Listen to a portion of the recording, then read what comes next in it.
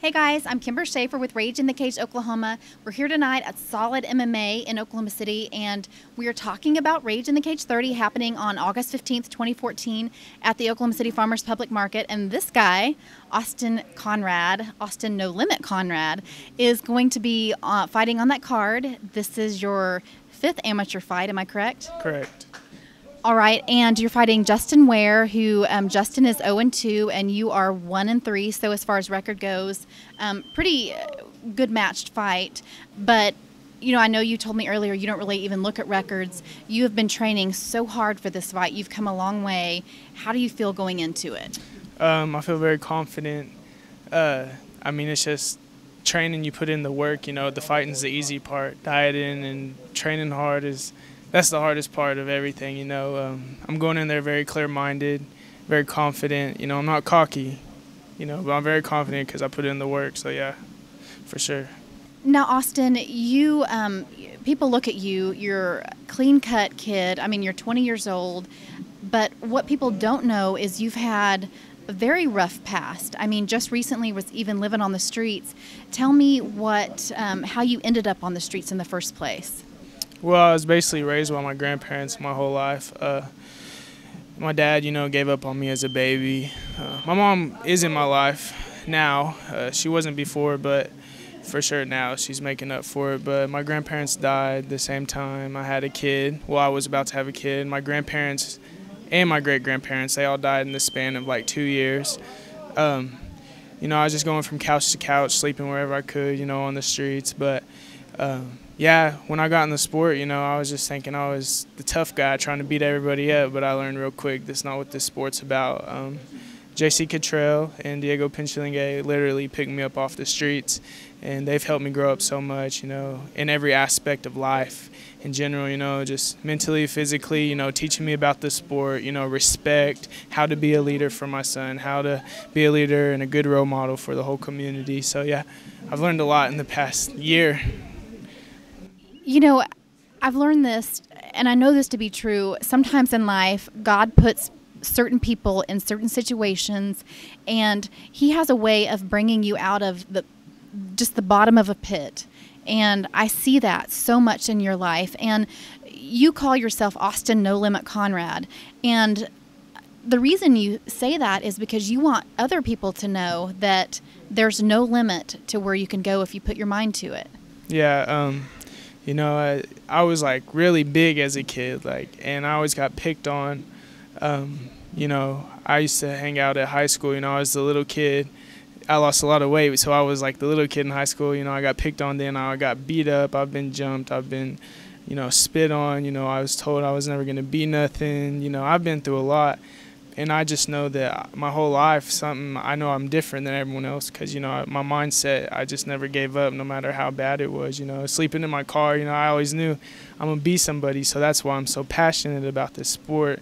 Even as an amateur, you know, I as professional as I can because I train with the best of the best professionals in Oklahoma at Apex for sure. I mean, no, hands down, no questions asked. So I definitely treat this sport like – I mean, this is my life, you know, this is my career, this is what I'm going to be for the rest of my life, for sure. So we talked a little bit about your record. You've got one win, that win against Bobby, who, you know, glad that you got a win, but he's on everybody's heart because, you know, we're just rooting for him. We want him to get a win under his belt. But you had 3 losses, and those losses came really early in your career before you even had training. You were just a young kid that, you know, off the street that wanted to fight and wanted to make a name for yourself, but you at that time didn't really have the tools to do that. Is that correct? Yeah. Yeah, I mean, for sure, I trained. I mean, I wasn't training. My losses, you know, I was smoking cigarettes. You know, I was fighting at 185, weighing 185. But, you know, I always wrestled. I had a wrestling background, so I was still holding my own with some grown men at 18, you know, even with being out of shape. But I remember my second fight, I was walking down the street smoking a cigarette, and Diego and JC pulled up, and they're like, "What's up, man?" It's the first time I ever met him. I was like, "I'm getting ready for a fight," you know, and they kind of laughed at me from there. So from there, you know, they were there for me. They realized I needed help. So, yeah, I started training. My losses, though, I mean, I don't go off records because I know how far I've come. I feel like I'm going to be the best in this sport no matter what. So that's why I work hard every day. 1% better is my goal every day. You know, and I've met you as a changed person. So when I first met you, I mean, I guess I saw a kid that has it all together. I saw somebody that at 20 years old, you're just at the top of your game mentally.